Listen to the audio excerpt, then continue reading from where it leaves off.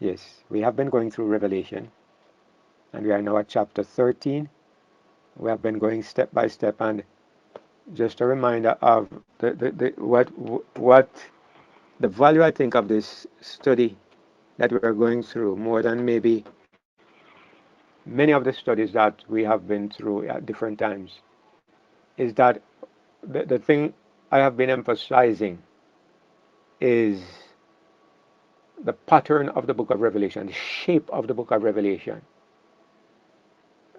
I know that there are probably details of what we are looking at that may be inaccurate. There probably are. I don't believe by any stretch of the imagination that I have a perfect understanding of anything, and far less of the book of Revelation. I think I think I have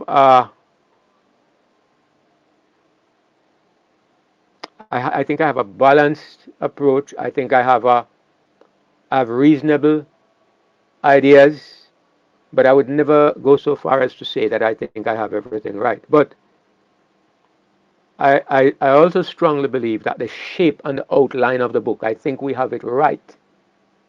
And that's the most important thing, because when you understand the outline, the shape, when you can look at the big picture, when you can see the template, that's the important thing. Once you can see the template, then it's easy to pick up if some things are out of harmony with the rest. And at least we have a basis and a background for for the things that we suggest, and we can see if we go wrong, or we can backtrack and where we go. I think you understand if you have been looking at how we have been looking at the book over the past few weeks. So the basic idea is that there are two great divisions in this book, and on one division, well, even before we get there, the main point of the book of Revelation is the unfolding of the two kingdoms. The kingdom, or the government of God. The government of God has been challenged in heaven by Satan. And Revelation is the revealing of God's system of government, the demonstration before the universe of what the gospel, the good news, the government of God in Jesus Christ, what will it produce? What is the fruitage of God's system of government? And on the other hand, we are seeing what is the fruit of Satan's system of government. This is the great background information that we need to understand when we come to the book of Revelation. And in fact, when we come to the entire Bible, maybe a very high percentage of the misunderstandings that people have of the Bible, a high percentage of the false doctrines, I would say it's because people don't understand this great principle that the conflict, there is a conflict between God and Satan that started in heaven. There is an accusation against the government of God. Yes, against God Himself, and then against the government of God. And that the whole purpose of this 6,000 years on this planet, the whole purpose of the incarnation of Jesus and the ministry of Christ above, the whole purpose of it is ultimately to answer the accusations of Satan. That is the bottom line. It's not hard to argue like this. It's not hard to come to this conclusion. You can just simply say to somebody, if somebody doesn't agree with you, you just ask them the question, why is Satan still alive? That question alone, why is Satan still alive? Because obviously we are still here, and sin is still in existence, and we are not yet in heaven, and we are not yet in the new earth, and Satan is still alive and well. Why? It is clear for any person who has a little understanding that it must be that there are issues that have still not been settled. If everything is settled, there's no need for Satan to continue to exist. So something is being settled. And then you just have to ask yourself, what is being settled? Because most people think Jesus answered all the questions at Calvary. He answered the question about the character of God. He answered the question about the salvation of man. but he has not. But the question of what is the fruitage of God's system of government?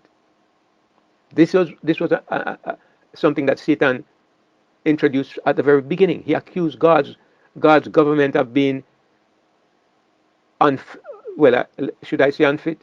He found fault with God's government. That's why he caused rebellion in heaven. He found fault with the way God was governing his creatures. And so ultimately, in the book of Revelation, it's the final unfolding of the two systems of government. This is one of the most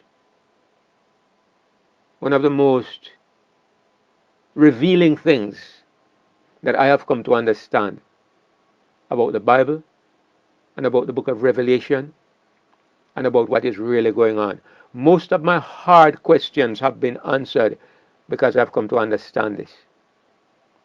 So, we have already gone through the first part one, which is the examination of the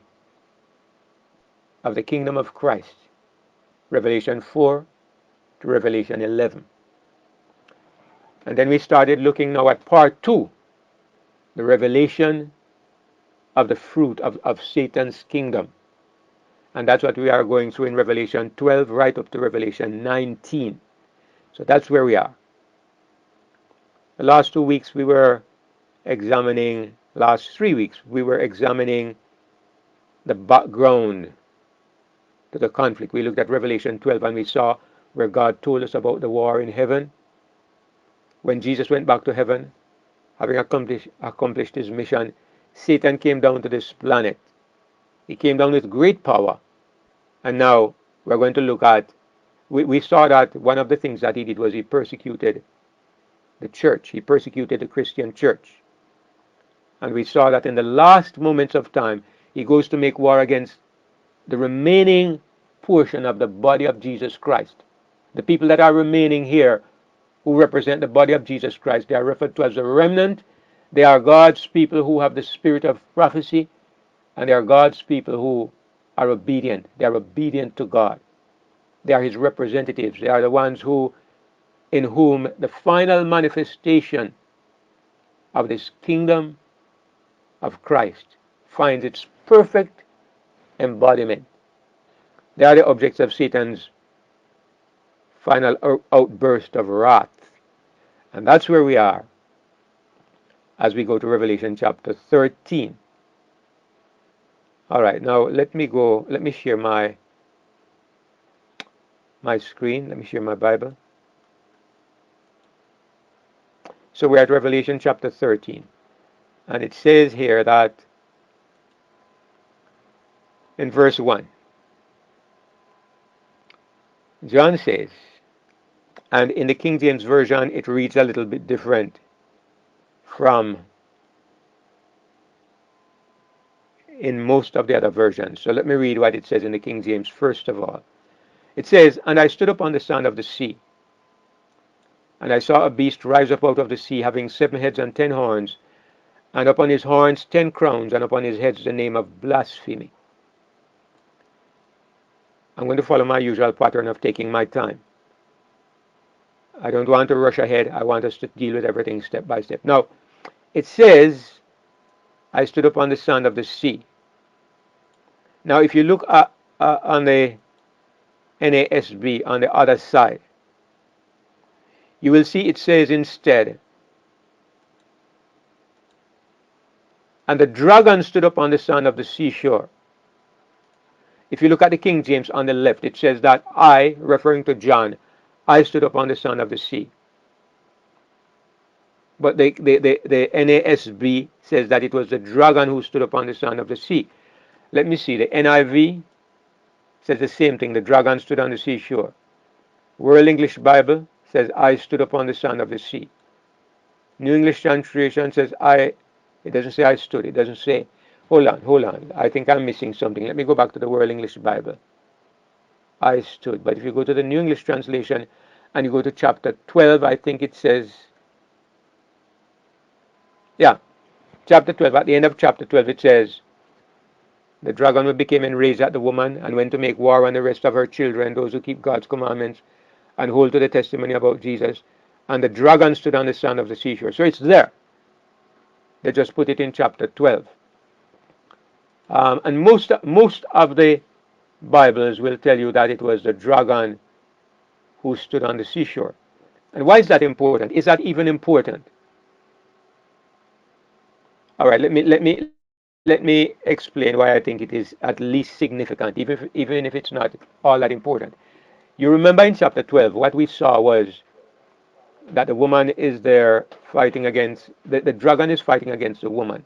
He's attacking the woman, and the woman is protected by the earth. The earth swallows up the water that the dragon pours out of his mouth, and then he goes to make war against the remnant of the woman's seed, who keep the commandments of God and have the testimony of Jesus Christ. And the next thing that you see now, the next chapter begins by saying, and I stood up on the sand of the sea. Now, if it was John who went to stand on the seashore, it is kind of out of synchronization with what we have been looking at, because what we have seen is that John was taken up into heaven, and he's in heaven and he's seeing things happening from heaven's perspective. John does not move from where he is. If he moves from where he is, it is for a purpose. John doesn't have to go and stand on the seashore to see the beast rising up, because from where he is in heaven, he's seeing everything. It makes more sense for me to think that the Bible is saying, or God is saying, that the dragon went and stood on the sand of the seashore. Why does that make more sense? Because what the Bible is showing us is that the dragon is calling up this beast out of the sea. It is showing you a connection between the dragon and the beast. You see, the dragon going to the seashore, it is in harmony with the rest of the narrative. He goes to the seashore, he stands there, and he calls up a beast out of the sea. Instead of saying that John goes and stands on the seashore in order to see a beast coming up. That's the only reason why John would go and stand there. And he doesn't need to do this, because he's seeing everything from where he is in heaven. So I believe God is really saying it should be better translated, and he stood up on the sand of the sea, meaning the dragon. And when the dragon went and stood on the sand of the sea, John sees a beast rising up out of the sea. And let me see, I could. All right, so here is an illustration that it's not very perfect. Okay, there's something in this illustration that is out, because if you look at the dragon, this dragon has yeah, they have I couldn't find an illustration like I wanted. He has one, two, three, four, five, six, 7 heads, and the 7 heads have 7 crowns on them. But he's supposed to have 10 horns as well, and there are not 10 horns on the head of this dragon. But I couldn't find anything that really suited what I wanted, so I had to work with what I got. Because what the point I want to make is that the dragon and the beast, their characteristics are very similar. The beast is said to have 7 heads. The dragon has 7 heads. The beast has 10 horns. The dragon has 10 horns. So we ask ourselves a question. Why is this connection? Why is this similarity between the dragon and the beast? Is God trying to say something to us? And we don't need to ask that question too much. It's obvious. The answer is obvious. God does not just put things in the Bible for interest or entertainment. God is making a connection between the dragon and the beast. He's saying there is a link between these two entities. One has 7 heads and 10 horns. The other has the same thing. Okay? What we can see, what God is trying to say is that the beast is operating, or the dragon is operating through the beast. The 7 heads of the dragon, Satan's 7 heads, are manifested in the 7 heads of the beast. And the 10 horns of the dragon do their work through the beast. So everything that the dragon has, everything that Satan is represented as having, is because he demonstrates these things through the beast. All of us know, there's no question, Satan doesn't have 7 heads. Absolutely not. That's nonsense. Nor does he have 10 horns. So God is showing us that Satan's work in the world, Satan's work in this planet, has been manifested through 7 heads and 10 horns. Now, the question is, where do we start from in identifying these 7 heads? There are many different ideas about this, but I believe that, well, when we come to Revelation 17, we are going to do a closer examination of this. But I believe that when we look at Satan, when we look at the devil and his work in this world, we are looking at his work from the beginning of time to the end of time. Remember, what we saw in Revelation 12 was that when the woman was about to give birth to the child, Satan is already represented as having 7 heads. In other words, he didn't begin to develop those heads at that point. He had those 7 heads. We are looking at what we call a panorama, a picture of Satan that spans ages. I am saying that the 7 heads of Satan represents 7 great ages, 7 great stages. And if anybody is to ask me, why would we think that it represents different stages of time? Let me go quickly to Revelation chapter 17, just to remind us of something. Revelation 17 is the main reason why we know that these heads represent stages of time. In Revelation 7, let me tell you the verse in just a moment. Um, it tells you in Revelation 7 verse 17 verse 10, where the angel is interpreting these 7 heads for John, and he says, there are 7 kings, referring to the 7 heads. Let me start at verse 9. Here is the mind which hath wisdom. The 7 heads, meaning the 7 heads on the beast, which I'm saying is the 7 heads of the dragon. The 7 heads are 7 mountains on which the woman sits. The 7 heads represent 7 mountains. It also says that they are also 7 kings. The same 7 heads represent mountains and represents kings. And in the prophecies, kings are used interchangeably. The word kings is used interchangeably to represent kingdoms. You can see that in Daniel chapter 7, verses 17 and 23. A king, it's referred to as a king. A head is referred to as a king, and later on it's referred to as a kingdom. So there are 7 kings or 7 kingdoms. 5 have fallen. This is our key for understanding the heads. 5 have fallen. So in other words, at the point that we are looking at, God represents the beast as having 7 heads. But God himself tells us that 7 of them no longer exist. 5 have fallen. One is and the other is not yet come. So in actual fact, 6 of them don't exist because 5 are gone and one has not yet come. So they don't exist. Only one exists. So at any given point in time, the beast has only one head. So and it's the same with Satan, the dragon. So when you see 7 heads, what we are to understand is that we are looking at the career of the beast, not the career of the heads. Each of those heads is only for the time that it is reigning. But all of them are on the beast. So the beast himself covers the entire span of those 7 heads. And Satan's reign, Satan's kingdom covers the span of those 7 heads. So we are looking at the heads, we are looking at Satan, and we are looking at the beast from a panoramic view, a view that covers ages. Now, when we begin to zero in on the prophecy, what we are really looking at now is if we are looking at any specific time, we want to look at a particular head. If we now begin to look at particular moments in time, for example, when you go back to chapter 13, all right, in chapter 13, look at what it says in verse 3.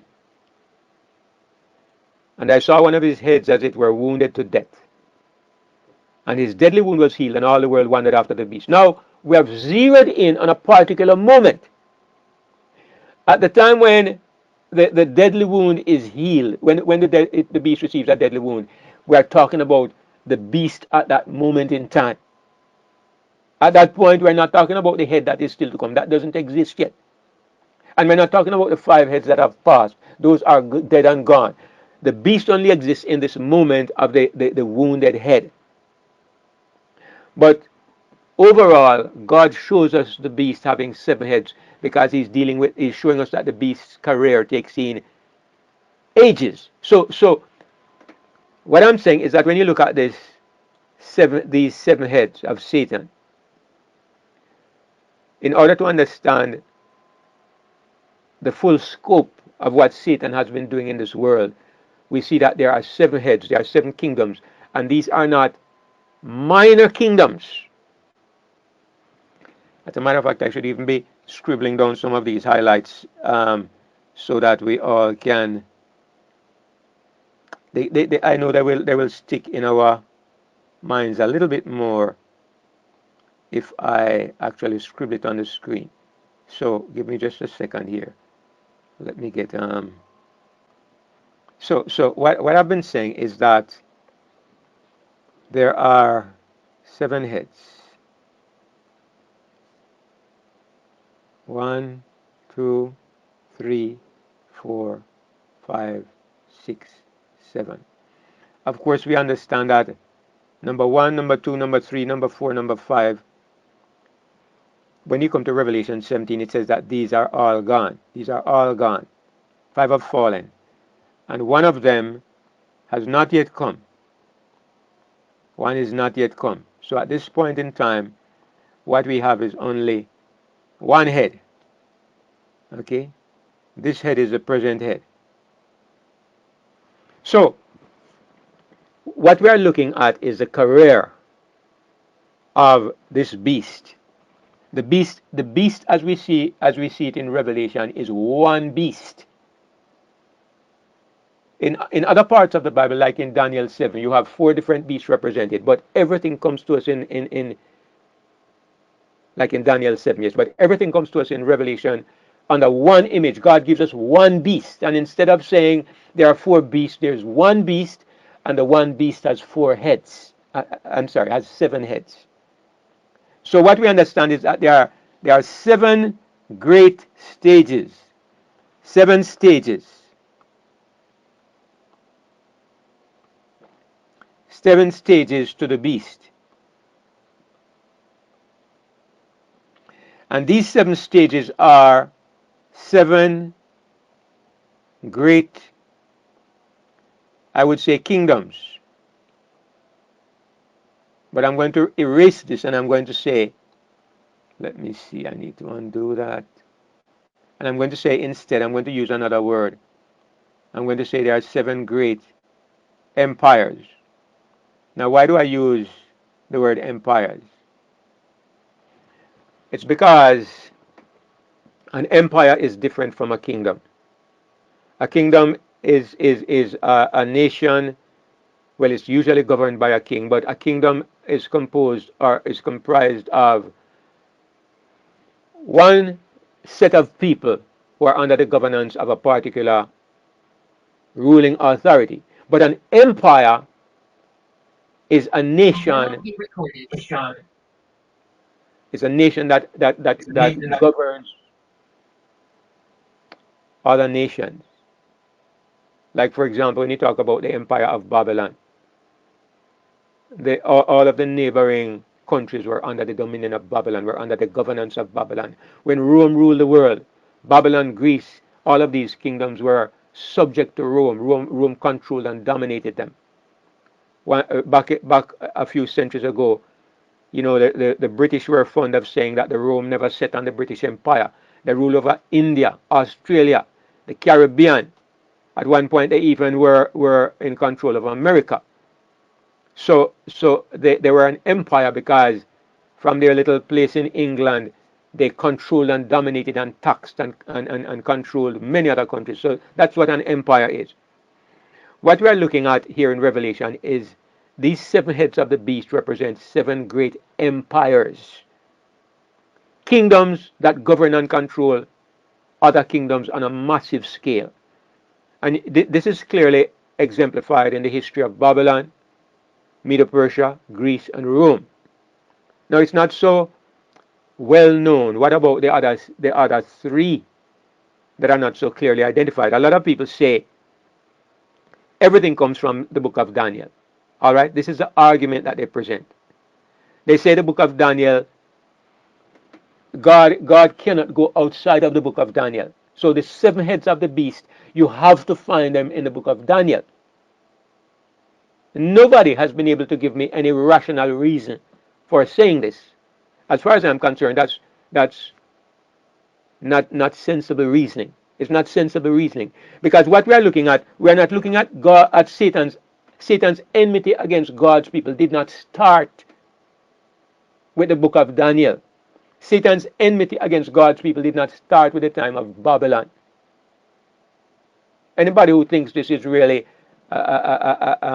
very silly. Satan's attack against God's people began from the time that God had a people. And the beginning of God calling a people was when he called Israel. So if you want to understand Satan's efforts to destroy God's people, you don't start with Babylon, because the same people that were in Babylon, that were called God's people, they existed from the time of the Exodus. So if you want to understand Satan's efforts through the beast, you have to go back to the time of the beginning of the Hebrew nation. So I start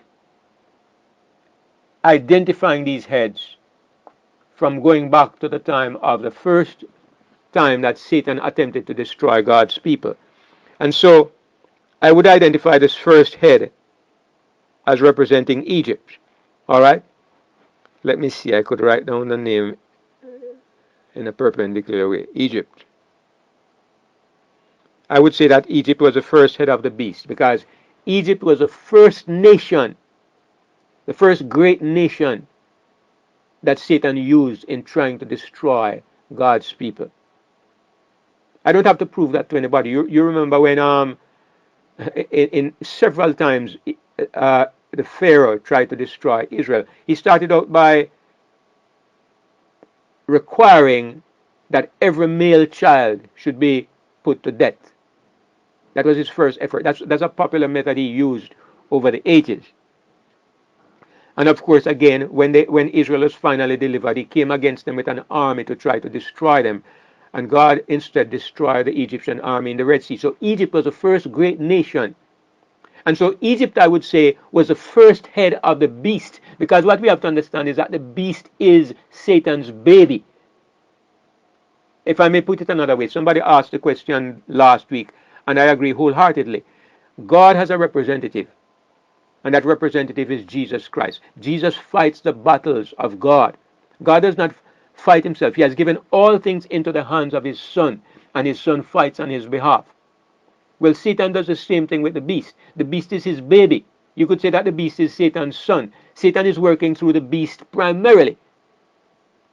Most of us will remember that we studied a few weeks ago when we were looking at spiritual realities, and one of the points that I made was that it is clear that evil angels are limited in their ability to hurt us physically. If evil angels had the ability to hurt Christians, we would be constantly hurt. But they don't. What they have to do, they have to work through other human beings. God has limited their ability to interact physically with the human race. So what they do, they tempt other people, they deceive other people into trying to destroy God's people. So every time Satan has tried to destroy God's people, It has been through other people. And the primary agent has been the beast. The beast is his baby. As Jesus is God's champion, the beast is Satan's champion.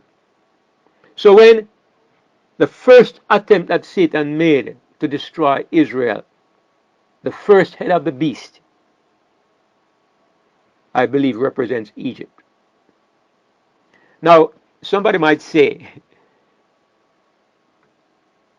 apostasy began before Egypt. Of course, apostasy began at the Tower of Babel.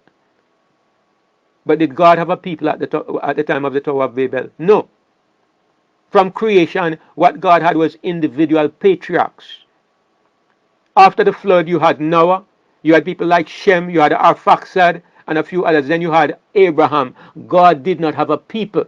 And you don't have any record from the time of Noah till the time of the Exodus when anybody tried to destroy God's people. Notice the emphasis. We are talking about God's people. Warfare against the woman. So, the first attempt to destroy God's people as a people was through Egypt. The next great power that was used was Assyria.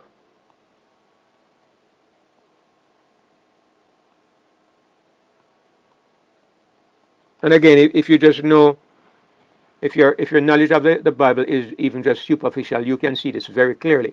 Because Assyria probably did, I don't know if there's anybody who did greater damage to Israel than Assyria. Assyria did the greatest damage. If you are aware of the history of what happened to Israel, you know that Israel was divided into two parts. In the time of Solomon's son Rehoboam, he behaved very stupidly, and the Israelite nation was split into two. 10 of the tribes broke away and they formed their own government. And 2 of the tribes remained with Rehoboam and the line of David. The tribes that remained were Judah, of course, and Benjamin. And then the Levites also went there, but the Levites weren't numbered among the 12 tribes. So it was Judah and Benjamin who became what was called the southern kingdom, which was the kingdom of David. The other 10 tribes, Naphtali, Gad, Zebulun, and all these other tribes, they formed what was called the northern kingdom, which was sometimes referred to as Ephraim, or it was referred to as Samaria. They formed the northern kingdom.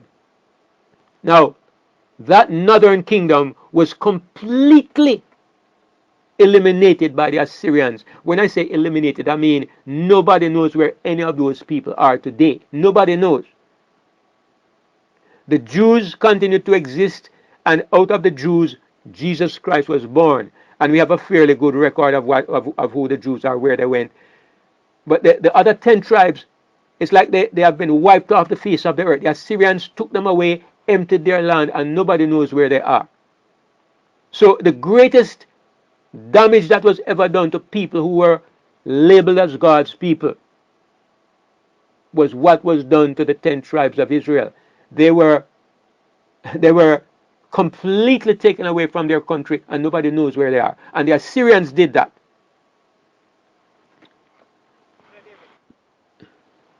Is that Brother Ian? I hear a little tiny voice. Yes, that's me. Can you hear me?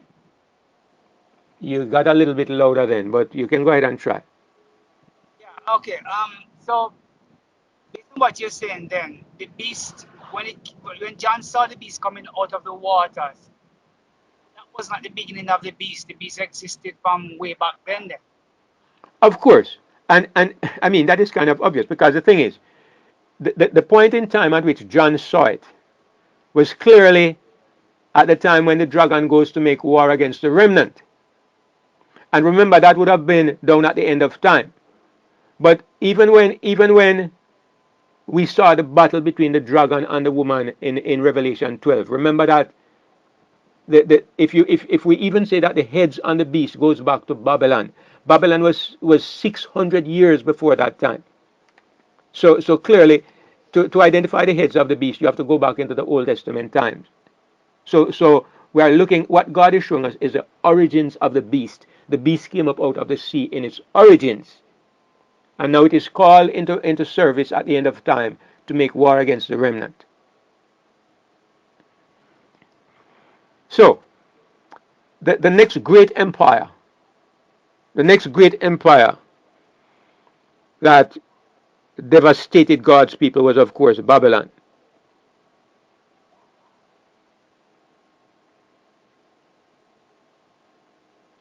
Now, this is where some people start the beast. They start here, right? They eliminate Egypt and Assyria, and they start the seven heads with Babylon, okay? They use some device to say, well, then, that you can still get seven heads if you take out Egypt and Assyria. But the point is, when you start with Babylon, the only reason why a person would start with Babylon is because they want to link or they want to limit revelation to what is said in Daniel. But if you understand the greater principle, what we are looking at is Satan's work against the people of God. There's no reason to stop in the book of Daniel because Satan's attack against God's people did not start in the time of Daniel. And that's the point. That's why I end up with these seven heads going back to Egypt and Assyria. Because I think there's no rational reason to go back to Babylon and stop there. Just to say, well then, I'm trying to harmonize the timing. But there's no reason. God never said that it has to be limited to a certain time. What we are looking at is the beginning of Satan's kingdom. And Satan's kingdom, I see you, Brother Andrew. Let me just finish my sentence and I'll let you speak. Satan's kingdom did not begin with Babylon. Go ahead, Brother Andrew. To your point, Brother David, I find it very cogent, and I just wanted to say it's noteworthy that the whole Daniel's rendering, as it were, was pointed. The king had a dream. So when one puts that into context, the rendition was given from Babylon because that was most pointed in terms of God speaking to Nebuchadnezzar. But in Revelation, I'm following you. And am I correct to say that God gives us a more complete rendering of the history of the beast? While Uh, the Daniel rendering was focused on making a point in Nebuchadnezzar, the rendering in Revelation is focused on giving an entire history. Absolutely. And since you mentioned that, Brother Andrew, I'm going to just point out something that is right in line with what you are saying. So let me make a little box down here and just illustrate something. All right. In Daniel chapter 2, we had four kingdoms illustrated. We had Babylon, we had Medo Persia, we had Greece, and we had Rome. Four of them. In Daniel 7, we have the same four kingdoms. We have a lion, same four kingdoms. We have a bear, we have a leopard, and we have the terrible beast. You have to just forgive this little scribbling, all right? You have the terrible beast. But in Daniel chapter 8, this is chapter 2, this is chapter 7, and then you come to chapter 8. In chapter 8, in chapter 8, there is no Babylon. Chapter 8 begins with Medo Persia. There's the ram, which represents Medo Persia. There is the goat, which represents Greece. And there is the exceedingly great horn, which most of us believe represents Rome. So you have in Daniel chapter 8, you have Medo Persia, you have Greece, and you have Rome. Why is Babylon missing? Why is Babylon missing in Daniel chapter 8? Why is it that there is no Babylon? And the answer is simple. The answer is that by the time you come to Daniel chapter 8, the Babylonian Empire is about to pass from the scene of history. Babylon is irrelevant by the time you come to chapter 8 because we're about to enter the Medo-Persian Empire. So God does not bring Daniel into the picture. God does not bring Babylon into the picture. So what we can see, as you were pointing out, brother Andrew, God shows Babylon, Medo-Persia, Greece, Rome because this is relevant to Nebuchadnezzar. When you come to Daniel chapter 7, it's still relevant because Babylon is still alive and well. By the time you come to chapter 8, Babylon is no longer alive and well. Babylon is about to pass from the scene. So God doesn't even mention it in the prophecy. And we can see here the principle that in the book of Daniel, God is only focusing on the elements that are relevant. Relevant. Once they have passed from the scene, he's not mentioning them. And as you say, this is true for the book of Daniel. But when you come to the book of Revelation, it's different. In the book of Revelation now, God is focusing on the drama of the ages. Even though Revelation is an end time book, but when God is showing us the agencies involved, he takes us across the ages and he shows you that the beast is an ancient entity. It's an ancient entity. The beast does not arise in 2023. The beast did not begin in 1798 or in 538 AD. No. Where did the beast begin? Where did the beast is Satan's baby. You might as well ask a question. Okay, let me ask a question. Where did Jesus have his origins? Yeah, that's a nice question for me to ask people in this group. Where did Jesus have his origins? Anybody who says it's Bethlehem, all of us will say that that person is really confused and he doesn't understand the Bible.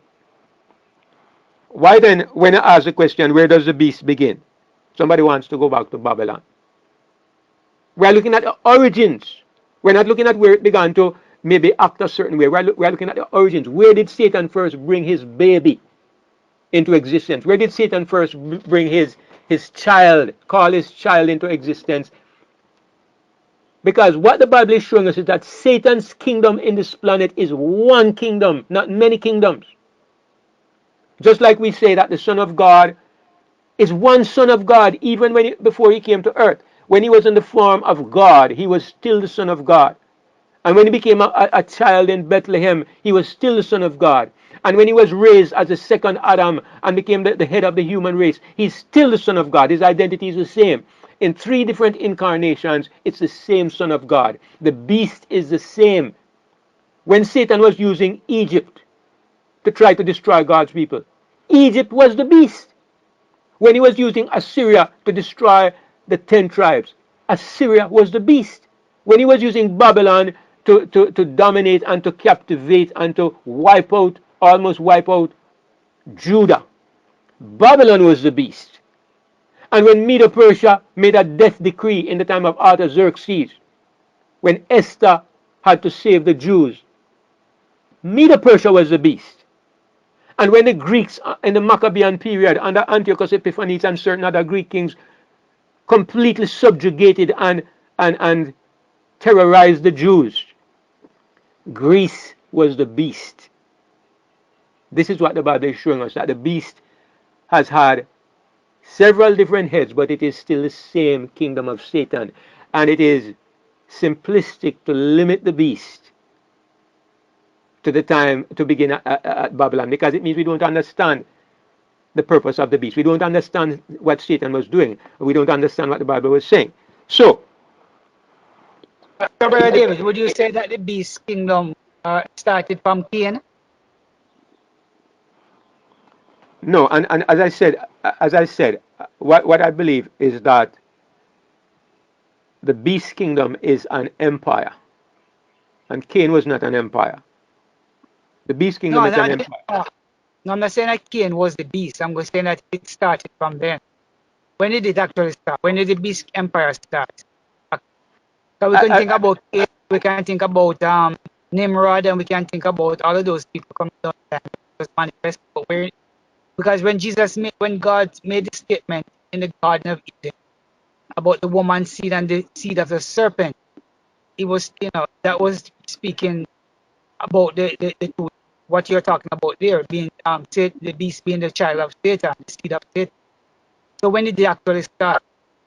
Yes. Well, when we are speaking about the beast and the heads, in order to make sense of the prophecy, we have to limit the heads to empires, because if the principles of the beast began from the moment man sinned. So if you talk about the principles or the embryonic condition under which, out of which the beast kingdom arises, you can go to anywhere. But when you talk about the heads, God is identifying something specific. And so we have to look at the heads as the beast in its nature of its assault upon God's people. And that is why when it comes to this, I look at the first kingdom that came into confrontation with God's people. Because even though we know that human empire started at Babylon. Babylon was the first place where man developed the ambitions of empire and started to try to develop a system that would dominate other men. But the first time such a system came into conflict with God's people was through Egypt. And that was obviously Satan's first attempt to destroy God's people as a people. So I believe logically we start with Egypt. Can I ask a quick question to follow up what he asked? Yes, Brother Andrew, go ahead. Because it seems to me, based on your exposition and what Revelation is dealing with, is that in order separate and apart from Nimrod and, as you say, embryonic manifestations, one of the hallmarks of the beast must be a kind of globalist posturing. Is it fair to say that Absolutely. power must have? Yes, It's that's what I. empire. Yes. Yes.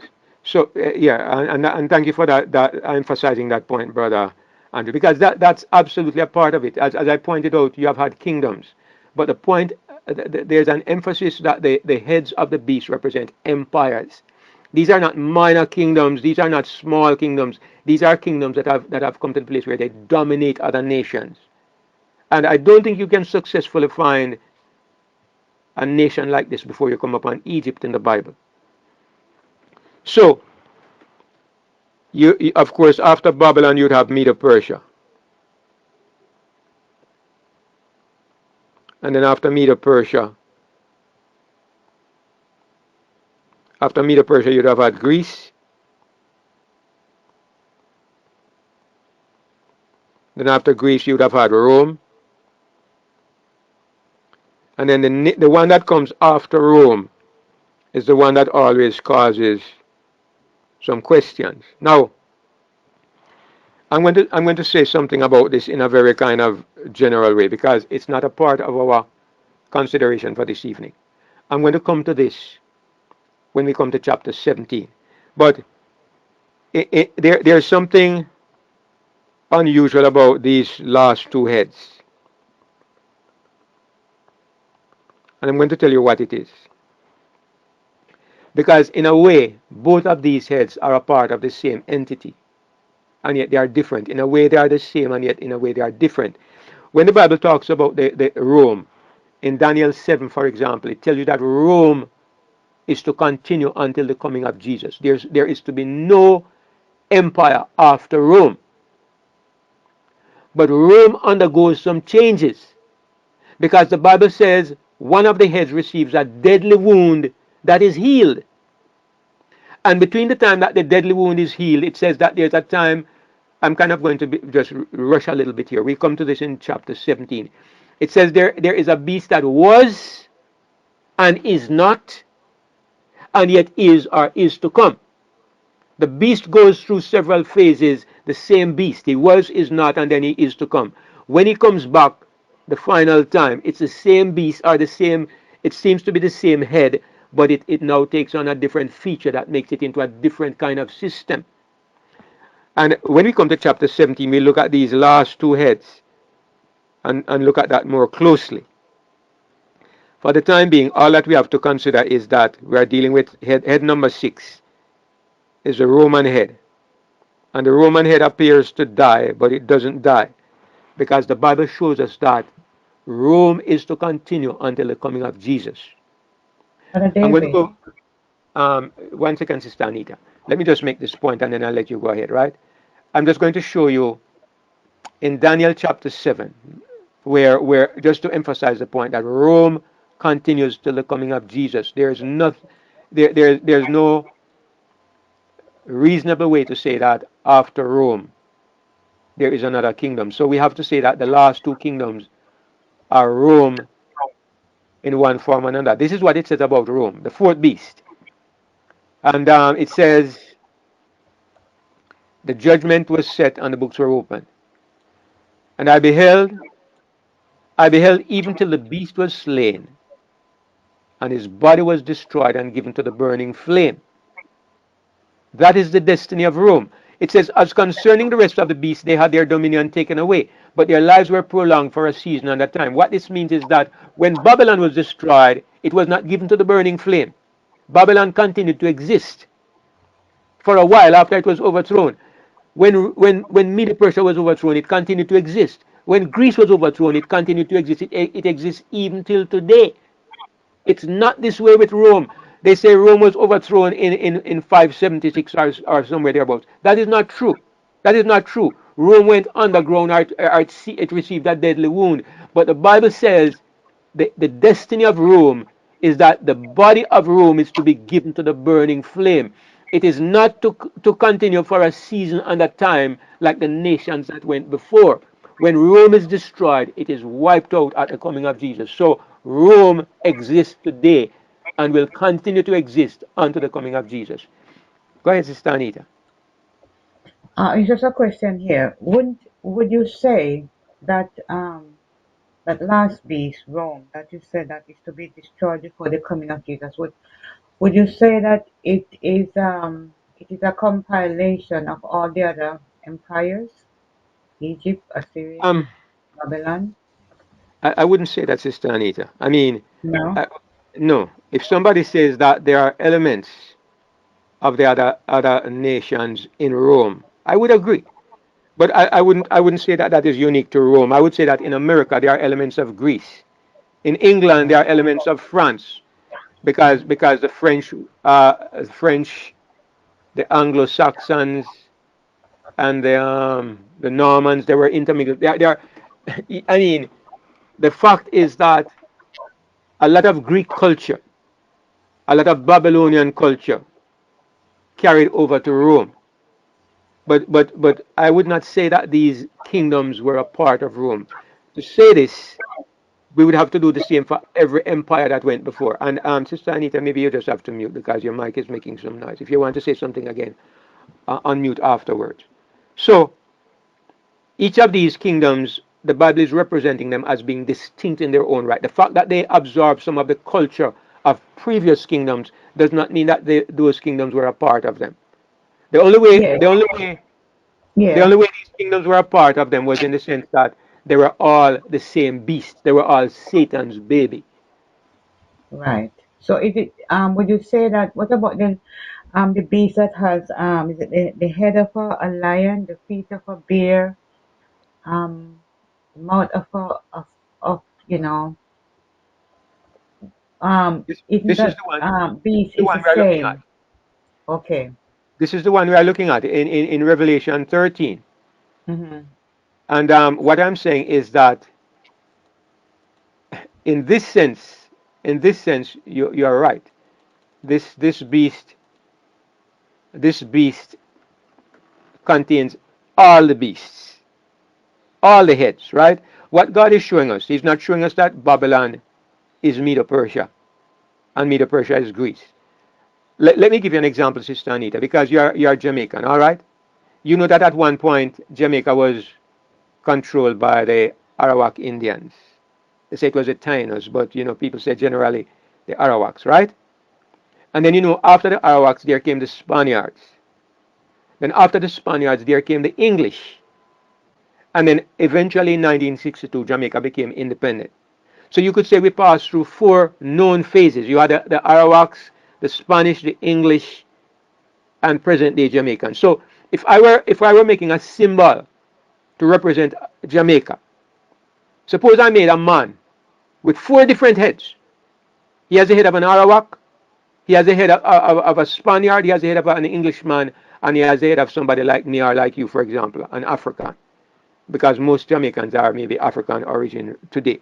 Now, it does not mean that the Arawaks were a part of the Spanish or the Spanish were a part of the English. It simply means that there are four phases to the history of Jamaica. And that is what God is showing us with the beast. When he says he has the feet of a bear and the body of a leopard and the mouth of a lion, he's showing you that there are this beast contains all of this history inside of it. The beast, one beast represents the whole of that history. Just like the one man that I would have made now represents the history of the four sets of people. But they were not integrated into each other in one nation at any time. It's history in one symbol. I don't know if that it makes it easier to understand. I do. It did. Thank you. All right, Sister Anita. So, okay, I realized I was looking at the Bible and my screen isn't moving. I have to use the other device. Okay, I have two devices using, so sometimes it does. I have to switch authority from one to the other to get the screen to change. Anyway, so this is what I wanted to say. This is my understanding of the heads of the beast, and this is why when I'm trying to identify these heads of the beast, I believe it is reasonable to go back to Egypt and to start there. I have a good reason for what I'm doing.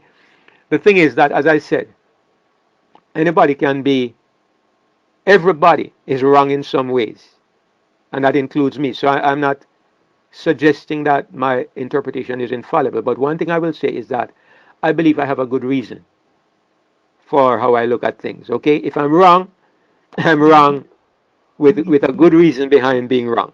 All right, that's what I would say. So let's I go think back to the you're at the Bible. point. I think you're at the point where you're elaborating on the different phases of Rome. Just want to bring you back to where you were. Go back. You were talking about the different phases of Rome. Two last Right, bit. right. But as I said, I'm not going to be dealing with that till I get to Revelation 17. I just wanted to give a brief outline of that, and then I'm going to deal with that in Revelation 17 because it's kind of not the key thing that we're going to be looking at in Revelation 13. All right, so let's go back to the Bible, and so what I am seeing and what the Bible shows us is that Satan's work in this world is highlighted in the history of seven great empires. Now there's something interesting because it says he has not just seven heads, the seven great empires, but he has 10 horns. What does this say to me? What does it say to us? This says to us that the 10 horns play a great part in Satan's work in this world. And that's interesting because these 10 horns only come into power for 1 hour at the end of time.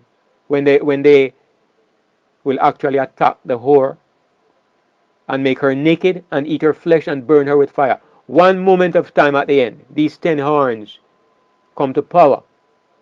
But their impact is so great. The impact of these 10 horns is so great that God includes these 10 horns as a part of the career of Satan. So when you look at the career of Satan, it's outlined by seven great empires. And remember, the 10 horns represent the eighth king. I shouldn't ask you to remember because we have not done that yet. We have not done that yet. All right, but in Revelation 17 it says there are seven heads, which are seven kings, and then after the seven heads or the seven kings are gone, there will come an eighth king, and that eighth king will be manifested through the 10 horns. So actually, you could say that Satan's kingdom, Satan's rule in this world, Satan's efforts to destroy God's people has been through 7 great empires and an eighth empire that consists of 10 smaller kingdoms.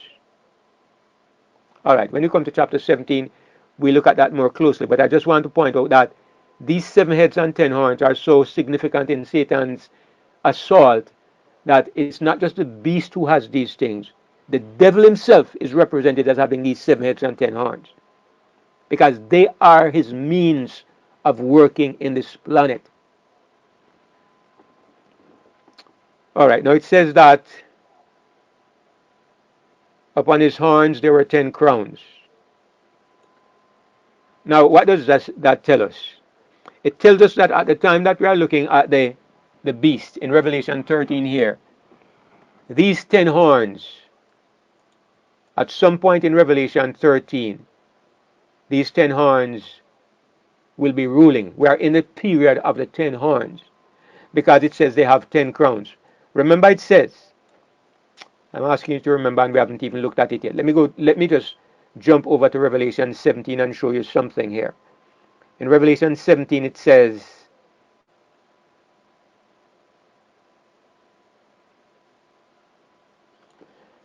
and the 10 horns which thou sawest are 10 kings, which have received no kingdom as yet. But here in Revelation 13, you see that these 10 horns are now wearing 10 crowns. And what this tells us is that what we are looking at in Revelation 13 is the period of time when the 10 horns will receive their power. That's why we see them as having 10 crowns. Because when you go to Revelation 17, although that is further along the pathway, when we come there, we will look at it in detail. But if you notice in Revelation 17, it does not say that there are any crowns. It says, I saw a woman sit upon a scarlet-colored beast full of names of blasphemy, having 7 heads and 10 horns. It does not mention crowns. So, what we are seeing in Revelation 17 is the 10 horns at a time when they have not yet received any power. And we see that clearly because a little further down, the angel says to John, the 10 horns are 10 kings which have received no kingdom as yet. They have not yet received their power. They will receive power as kings 1 hour with the beast when he becomes king number 8. But up to this point, they have not received any kingdom, so there are no crowns on the horns. But here in Revelation 13, we see that there are 10 horns. So what we are looking at in Revelation 13 is the time when the horns will receive their power. Upon his heads, the name of blasphemy. So one of the characteristics of this beast is that he blasphemes the name of God. And we're going to look at that in more detail as we continue through the chapter. In verse 2 it says, and the beast which I saw was like unto a leopard, and his feet were as the feet of a bear, and his mouth as the mouth of a lion. So clearly in this description, God is taking our minds back to Daniel chapter 7, because in Daniel chapter 7, the first of the beasts that Daniel saw was like a lion, the second one was like a bear, the third one was like a leopard, and here we see those elements right here. He looked like a leopard, he had the feet of a bear and the mouth of a lion. So God is showing us that this beast includes those 4 beasts that Daniel saw. It's helping us to identify who this beast is. And like I said, it doesn't just go back to those 4, it goes beyond them. Because this beast is Satan's tool for making warfare against God. So it says, the dragon gave him his power and his seat and great authority. Now, many commentators will limit this. And of course, those who like to focus on the Pope as the beast, they say that this happened they say it happened back in 538 or sometime thereabouts, when back in those early centuries, when they say Constantine donated Rome to the Pope. And they say that was when the Pope received his power. Satan gave the Pope his power and his seat and great authority. And what they say, of course, is that at this point they make the dragon into Rome. They say that Satan, the dragon represents Satan, but it also represents Rome. And so they say Rome gave the Pope his power and his seat and his authority. So they make it fit because they identify the Pope or the papacy as the beast. But absolutely, the papacy is not the beast. I mean, I can say that with confidence. I can say that with confidence now, that the papacy is not the beast, and the Roman Catholic institution is not the beast. Satan is the dragon. Satan, the dragon is not Rome. And so the dragon, Satan, has given from the beginning of the history of empires on this planet. Satan has given his power and his seat to the beast. And if you say which beast, I will say all of them because they are all one beast. Who had the power of Satan and the authority of Satan? And who ruled in the seat of Satan in the time when Israel was captive in Egypt? It was Egypt. It was the Pharaoh. It was Egypt who had Satan's power, who had Satan's seat, and who had Satan's authority. And Satan used that power and authority to try to wipe out Israel. Who had that power in the time when the 10 tribes were decimated? It was Assyria. Who had that power in the time when Judah was taken captive to Babylon for 70 years? It was Babylon. So what God is telling us here is laying down a principle. And the principle is that Satan, any kingdom that you see in this world that sits in the seat of power and authority, it is Satan's baby. Any kingdom, and I would say every kingdom that is sitting in the seat of authority, it is Satan's baby, and he will use it ultimately to try to destroy God's people. Now, God shows us that in the end of time, there are two of them. There's a beast and there's a false prophet. And we have identified those as the United States and a power coming out of the old world, right? It may be the European Union, other people have different ideas. It's a power that comes out of the old world. I will say that for the moment, all right? So, the characteristics is that these are two of the most powerful nations in the world. If you ask the question, what about China? What about Russia? I will say it's the same difference. Any kingdom in this world that becomes supremely powerful, it obtains that place because it is a tool in the hand of Satan. Period. You don't have to argue about that. When Satan took Jesus up to the pinnacle of the mountain and showed him all the kingdoms of the world in a moment, he says, all these things will I give to you, for it is given into my hand. I have the power over them. That's what the Bible teaches. We're looking at a principle here. We're not looking at the donation of Rome to the Pope. We are looking at the principle of how Satan deals with this beast, with all his 7 heads and 10 horns. Throughout his entire history, he has had, whoever this beast is, he has had Satan's power, Satan's authority, and he has sat in the seat of global dominance. If there was a power that didn't have this, it was not the beast.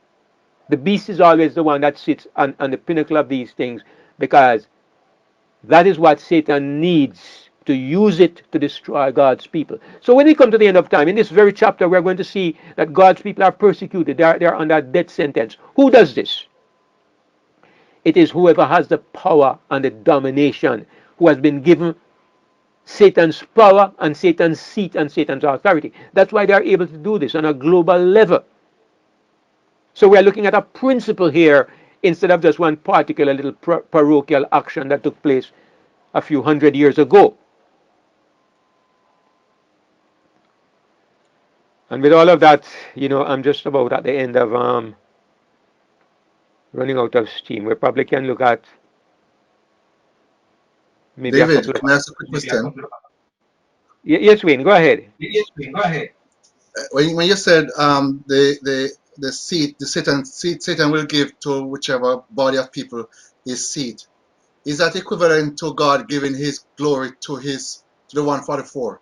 It's like a match off, so to speak. of each kingdoms?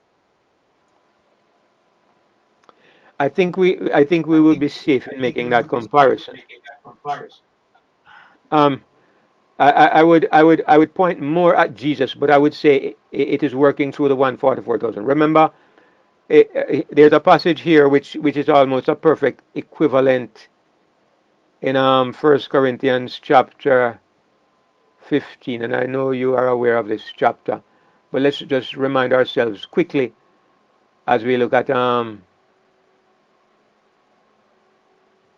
in verse 27. It says in verse 25, for he must reign till he has put all enemies under his feet. I think that is what Satan is trying to do with the beast. He will rule till he has put all Satan's enemies under. And it says, for he has put all things under his feet. God put all things under Jesus. And I think we can see here that Satan put all things under the feet of the beast. He gave him his power and his seat and great authority. In a way, he's mimicking the government of God. Now we know that Satan's domination through the beast will be through people. All right? Of course, it's through people. Satan's people are the agents that will carry out the biddings of the beast. And in the same way, the people of Jesus Christ are the ones who will manifest the ways of Jesus Christ. That is the 144,000. So, in that secondary sense, yes, God's people are equivalent to the power given to the dragon and so forth, the power given to the beast. But to be perfectly accurate, you have to say that Jesus is the equivalent of the beast. I think if you wanted David, more exacting. Yes. according to the definition that you just gave, the the seven great empires is a nation that governs other nations. Do you not think? I mean, to me, the epitome of this last beast is the United Nations because that was the purpose of the Paris meeting to get everybody involved. And Okay. they are a nation that governs the rest of the nations if you see what their principles are. Okay. Um, I, to I, I understand, and that's a very tempting conclusion. But it's something I've heard many times, and each time there is an objection that I have to present, and I'm going to present that objection. Okay. The United Mhm. Nations is very tempting, but remember that at the end of time, it's not just one beast; it's two beasts, and the second beast is extremely powerful because the second beast, the two-horned beast, is the one that causes all the world to worship the first beast, and the second beast is the one that is able to make this decree that everybody must receive this mark. So the second beast is extremely powerful. The second beast is not a part of the first beast. He's not one of the seven heads. If the first beast is the United Nations, then this great second beast, which we believe to be the United States of America, is not included. It would mean that America is not a part of the United Nations, and we know that that is not true. America is even the backbone of the United Nations. So the United Nations is eliminated by virtue of the fact.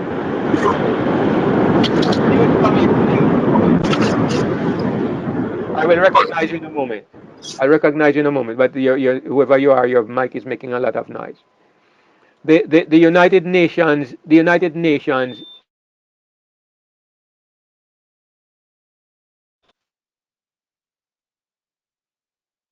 David, we can't hear you. It's power gone. It's going to switch his power. Yeah, it's on my back.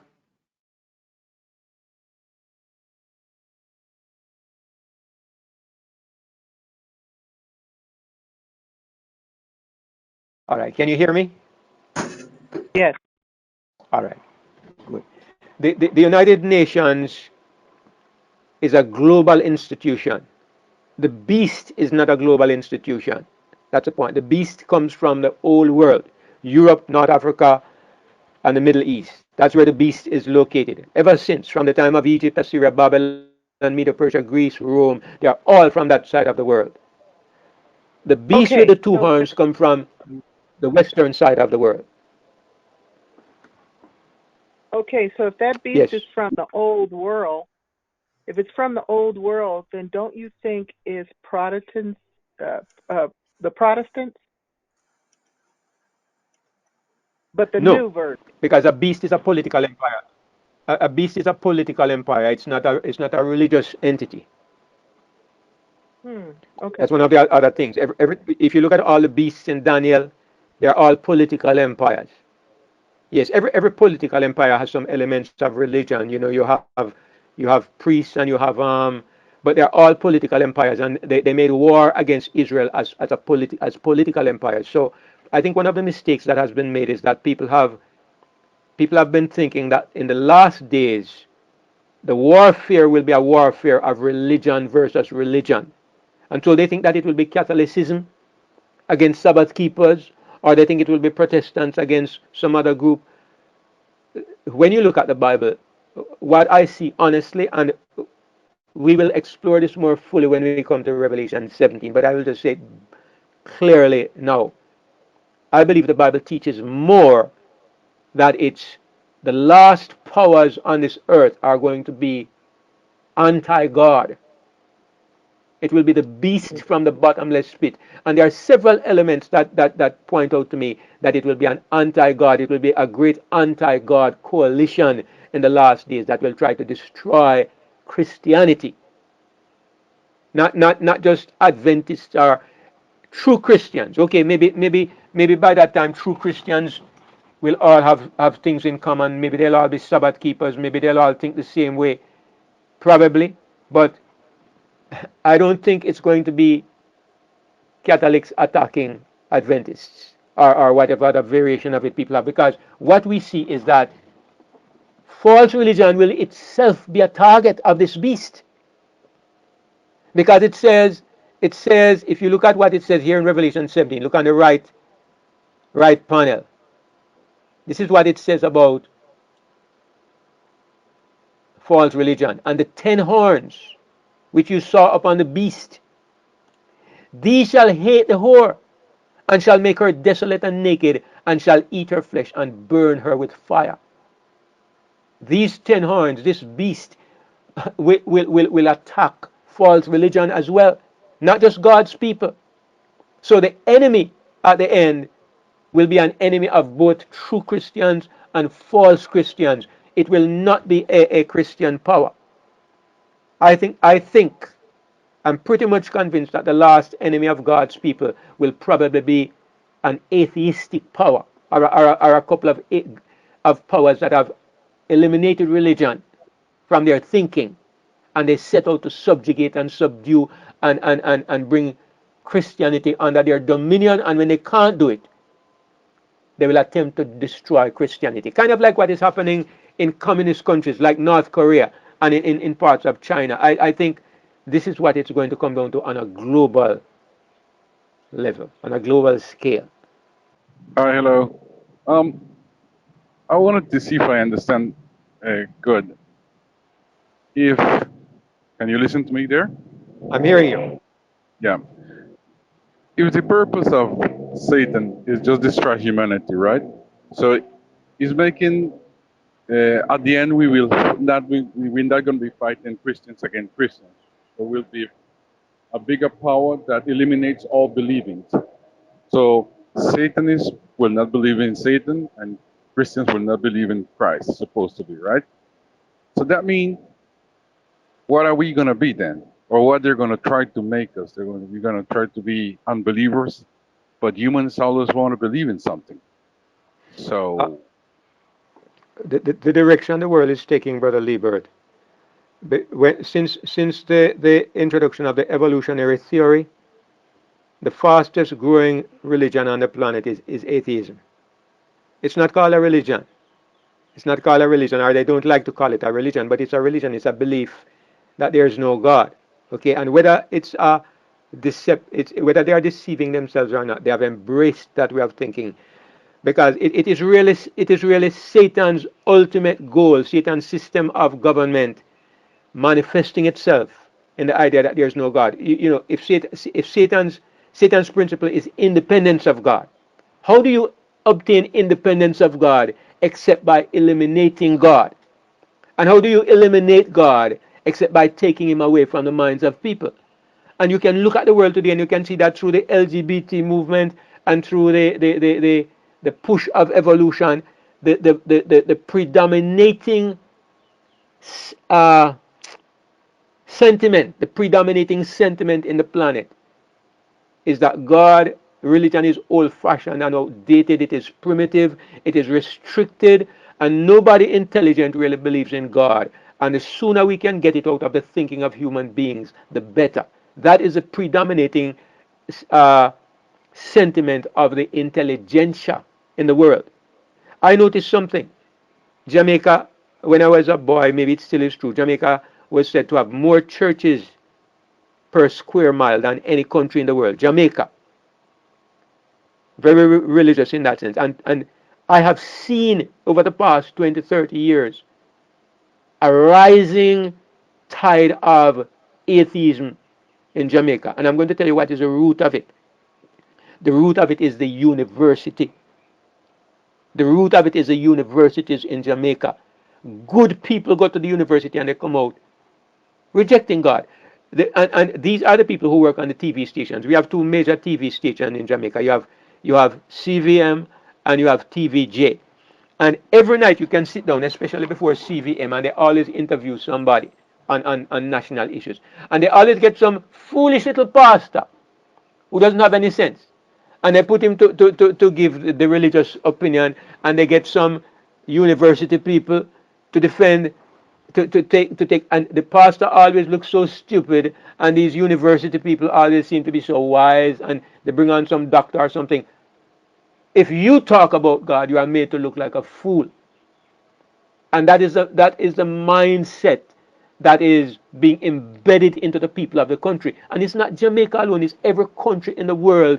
The people go to universities and they come back into the halls of power and influence, and they mold the minds of people. And so God is being systematically eroded from the thinking of people. And the thing is that it's just a matter of the people who say it's going to be a religious issue. You know what they are looking for? Now, they may be right and I may be wrong, okay? But I don't think so. But then again, I could be wrong. What they are expecting is that by means of some great miracles, the entire world is going to be converted. They are expecting the world to be converted to Christianity, but to false Christianity. That's what they are expecting.